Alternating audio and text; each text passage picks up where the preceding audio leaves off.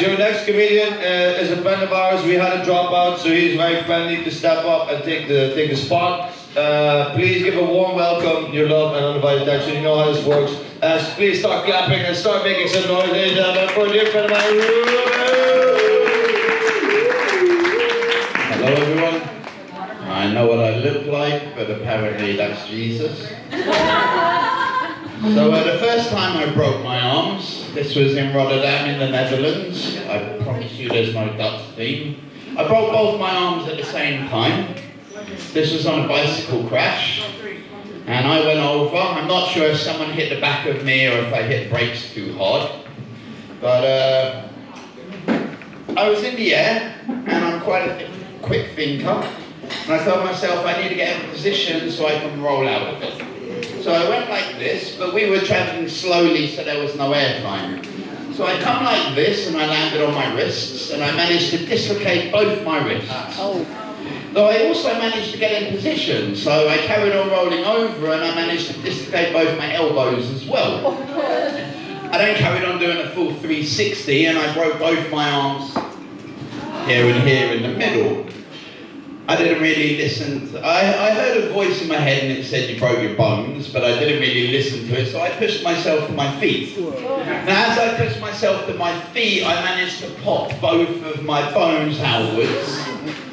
And I remember standing up and looking down, and my first thought was, bollocks. And I was with a friend, and I said, Tristan, look at my arms. And he started freaking out, so I was like, Tristan, you need to calm down, and you need to call me an ambulance. So then I'm like, you called an ambulance? And he's like, yeah. I'm like, then why aren't you taking fucking photographs? So he's got loads of pictures of me like, hey, yeah. The police arrived first, and I nearly made the policeman vomit. So I was like, look how funny it looks. And he was like, whoop. And he said, keep your arms still. So then the ambulance finally arrived. And she asked me what seems to be the problem. Fuck off. So I'm not quite sure, I could be mistaken, but I don't think my arms are supposed to look like this. And from that point on, I just refused all pain medicine. I don't really know why, but it wasn't really hurting. I was too much in crazy shock zone. So we get to the hospital, and I'm making loads of jokes about shaking the doctor's hands, this and that.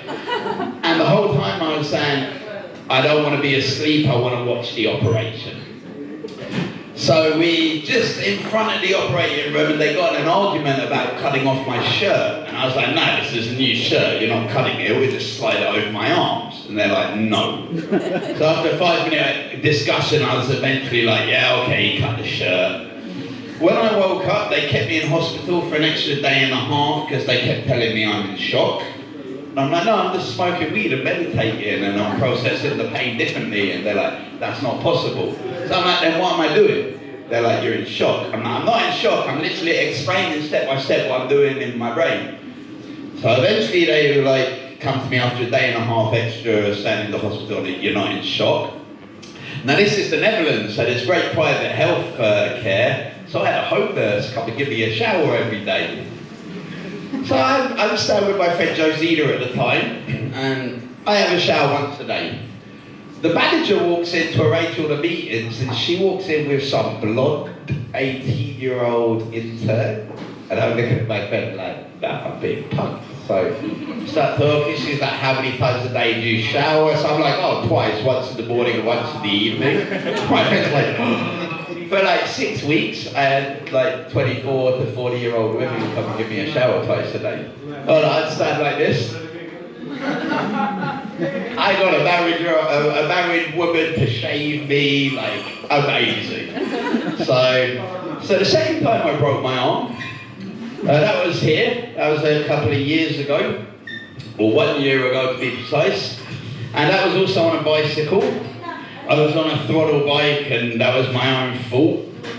So with this one, I didn't get home nurse. Sadly, they don't have that option in Spain, which I think is really fucked up, because if you break your arms, you want beautiful women to come and give you a shower every day. So with this one, I remember to tell them I don't want to be asleep for the operation, I want to watch. So they were like, okay. So I'm like, brilliant, I'm going to see the operation. So then we go into the surgery, and they're like, but you need the blanket over your head for hygiene reasons. And I'm like, but can't you put me in the hat and the scrub? And they're like, no, it's too dodgy with hygiene. So I'm like, but I want to watch. Can you take pictures on my phone? And they're like, no, for legal reasons. Then the anesthesiologist, he's like, I ain't got fuck all to do with this operation because you're awake. So I can take pictures on my phone and systematically show you what's happening.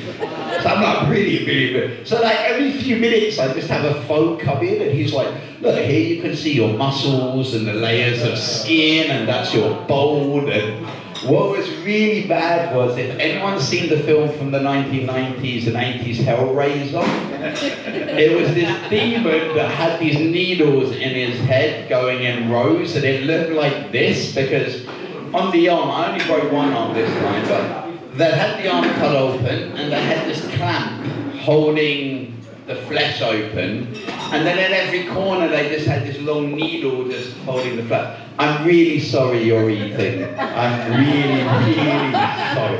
If it helps, it looked nothing like American food. So then, that was the second time. And then the third time was, I'm just getting over it now.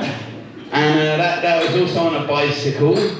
And with this one though, I got necrosis. Yay! Which is basically your skin dies.